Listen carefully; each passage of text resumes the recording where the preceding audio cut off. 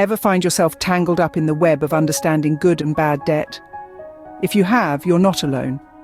Many people find the concept of debt daunting and complicated. In its simplest form, debt is money you owe. But not all debts are created equal. There is good debt and there is bad debt. At first glance, one might ask, how can debt be good? The answer lies in the purpose of the debt. Good debt is generally considered to be debt that adds long-term value or produces income. It's the kind of debt that is taken to fund investments. These might be investments in real estate, in your education, business. The idea behind good debt is that it is an investment in something that will grow in value. It's a calculated risk, one that has the potential to pay off financially in the future. On the other hand, bad debt is typically associated with purchases that quickly lose their value and do not generate long-term income. These could be things like a brand new car that depreciates as soon as you drive it off the lot, or an expensive holiday that you're still paying off months after you've returned. Bad debt can also be the result of spending money you don't have on non-essential items, creating a cycle of debt that can be hard to escape from. It's crucial to understand this distinction between good and bad debt. It's not just about having debt, it's about having the right kind of debt. Smart financial decisions often involve some level of debt, but it's how you manage that debt that determines whether it's good or bad. Getting a handle on your between good and bad, and knowing how to leverage good debt to your advantage, can help you to make wise financial decisions. It can also provide a sense of control over your finances, rather than feeling like your debt is controlling you. Financial mastery principles and applying them wisely. It's about more than just paying off debt. It's about using debt strategically to build wealth and secure your future. Now that we have a basic understanding of what debt is, let's delve deeper into what makes a debt good or bad. So, what does it mean for a debt to be good? To understand the concept of good debt, we first need to delve into the intricate world of finance and economics. We need to peel back the layers of complexity that surround the notion of debt and look at it from a fundamental perspective. Debt, in its most basic form, is simply borrowed money that you are obligated to pay back with interest. Now, the terms good and bad, when applied to debt, represent a sort of moral judgment on the necessity and eventual outcome of the borrowing. So let's dive the realm of good debt. Imagine a seed, a small, seemingly insignificant object lying dormant in your hand. On its own, it doesn't seem to amount to much, but the potential it holds within is immense. This seed, when planted and nurtured correctly, can grow into a magnificent tree, bearing fruits for years to come. Similarly, good seed, an investment expected to increase in value or generate long-term income. It involves borrowing with a strategic, well-thought-out plan. The purpose is not merely to spend that borrowed money, but to put it to work, to use it in such a way that it increases your net worth.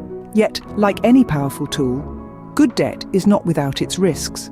It's a double-edged sword with potential for great profit, but also for great loss.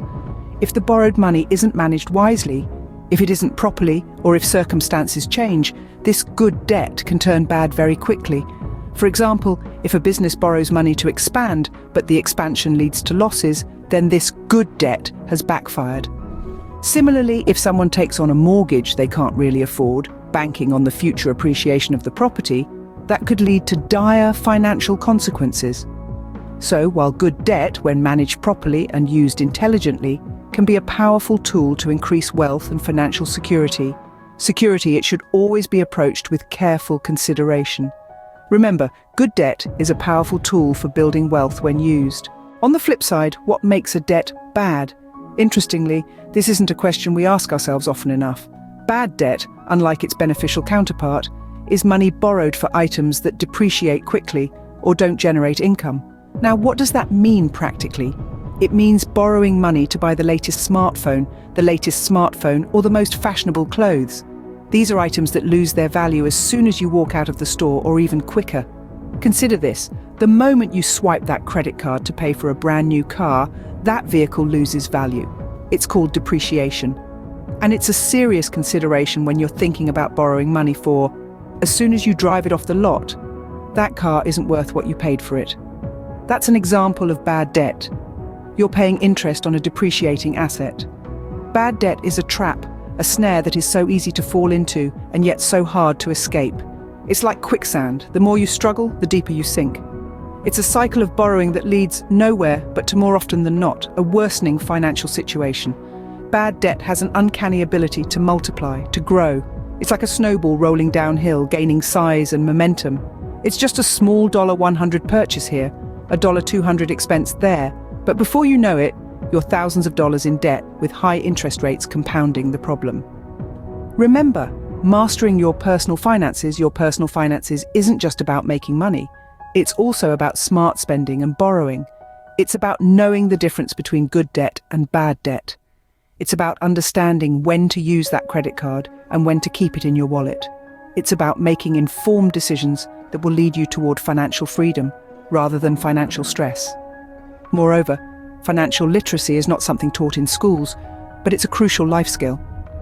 We have upon ourselves to learn, to educate ourselves about the nuances of personal finance. We have to understand the principles of smart borrowing, responsible spending, and effective money management. So as we embark on this journey of financial well-being, let's say goodbye to bad debt and hello to... The question then becomes, how do we navigate the complex labyrinth that is the world with the ultimate goal of mastering our personal finances? Debt, a concept that is both feared and misunderstood, is not inherently evil. It unfolds itself as a necessary tool, a stepping stone to the future we aspire to.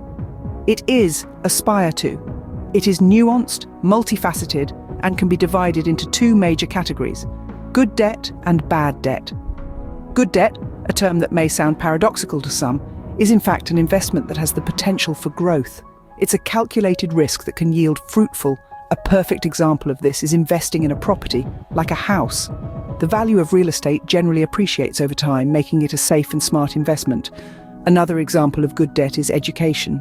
Indeed, financing one's studies might be a significant expense, yet it is an investment that pays off. On the other hand, we have what is known as bad debt.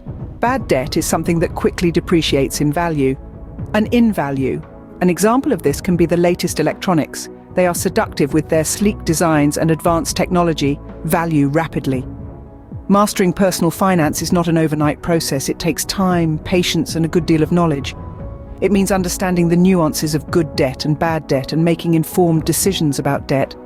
It's about equipping ourselves with the tools to navigate the world of debt in order to build a future that is financially. Mastering finances is about making informed decisions about.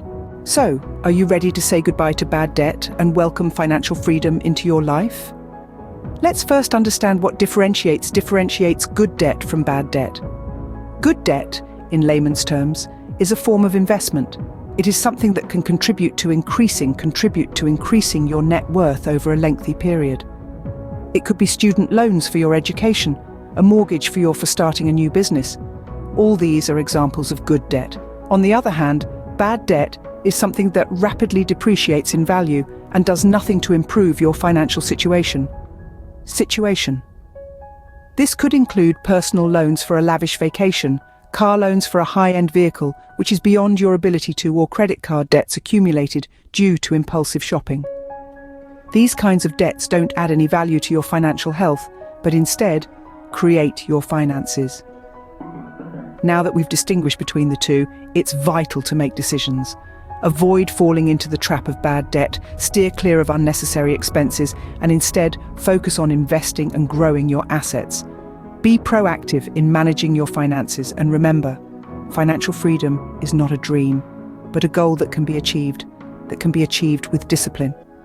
Thank you for tuning in. Don't forget to subscribe to our channel for more tips and guides. Together, we can master the world of personal. Now that we've navigated through the world of debt, let's take a moment to recap what we've learned. Debt is not inherently bad.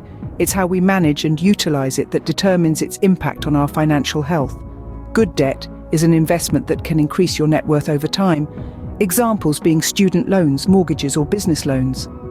Bad debt, however, depreciates quickly and does nothing to improve your financial situation. This includes personal loans for luxury vacations, high-end cars, or credit card debts due to impulsive shopping. As we move forward, here are some additional tips to keep in mind. First, always have a plan before taking on debt. Understand its purpose and how it fits into your financial goals. Second, Always aim to pay off your debts as quickly as possible, especially the ones with high interest rates. This will help you avoid accumulating unnecessary interest. Third, never forget to save. Even while paying off debts, it's important to have a safety net for emergencies. Remember, the journey to financial freedom is not a sprint, but a marathon. It requires patience, discipline, and continuous education. Keep tuning into our channel for more financial wisdom. Until next time, stay financially savvy.